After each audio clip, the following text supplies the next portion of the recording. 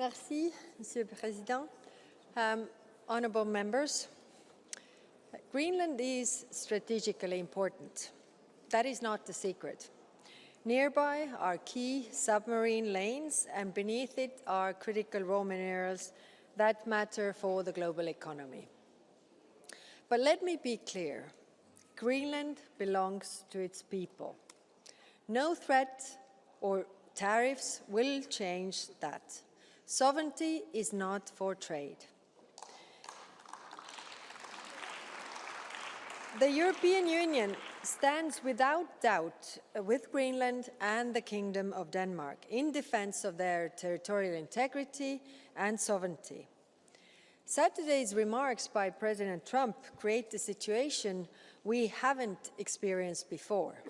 Our response must be to remain calm, hold our ground, and act in unity. The EU is a close and reliable partner to Greenland.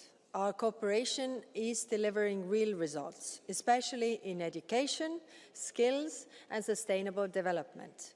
The European Commission has also proposed to double our financial support for Greenland in the EU's next multi-year budget. The leaders of Greenland and Denmark have been absolutely clear. The future of Greenland is for its people alone to decide. The United States, Denmark, and Greenland have been engaging in direct talks. That is what responsible allies do. They talk. But the tone of these talks matters, and threats made outside of them. Let me be abundantly clear. Tariff threats will not pressure Denmark into handing over Greenland. They only risk making both Europe and the United States poorer and undermining our shared prosperity. We have no interest in picking a fight, but we will hold our ground. Europe has a slate of tools to protect its interests. Honourable members, the Arctic is a new frontier for the geostrategic competition. As Arctic ice melts, there is a growing risk that Russia and China will keep increasing their presence across the region.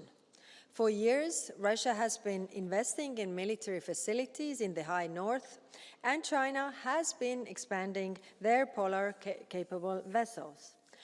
But if there are concerns about Greenland's security, NATO is well suited to address them. Over the past week, a number of European countries have sent military personnel for scoping mission to Greenland.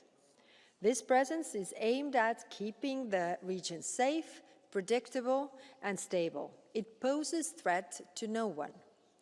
Because the defense and protection of Greenland is a common concern for Europe and the entire NATO alliance. Honourable members, current developments are indeed unsettling, but allow me to still widen the perspective beyond Greenland to the Arctic as a whole.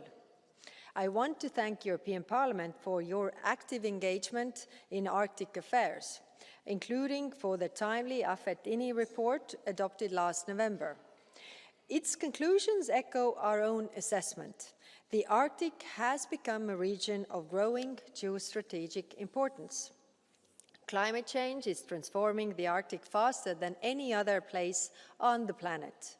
Melting ice is opening new routes and economic opportunities, but also create new risks. Russia's war of aggression against Ukraine has reshaped the European security landscape far beyond Ukraine itself. The Arctic is not insulated from this. Russia has disrupted cross-border and regional cooperation in the high north and intensified hybrid activities while militarizing parts of the region. The ship that cut the internet cables in the Baltic Sea in December 2024 escaped through the Russian Arctic waters. Geopolitical tension and geo-economic competition in the Arctic require that the European Union, together with our partners, responds. Our response must be realistic and principled, and it must be guided by the international law.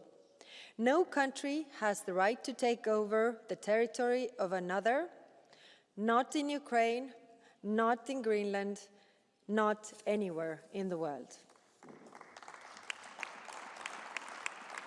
We are strengthening preparedness to better anticipate risks. Societal resilience by protecting critical infrastructure, communities, and democratic institutions from hybrid threats, and economic security by safeguarding supply chains and preventing strategic dependencies. We are currently updating our own EU Arctic policy to reflect those realities. Security is not only about military presence, it's all about trust, it's about stability, it's about people. As we address these new challenges, we remain guided by the priorities expressed by Greenland authorities themselves: sustainable development, social cohesion, and respect for their environment. Honourable members, the Arctic is warming 3 to 4 times faster than the global average.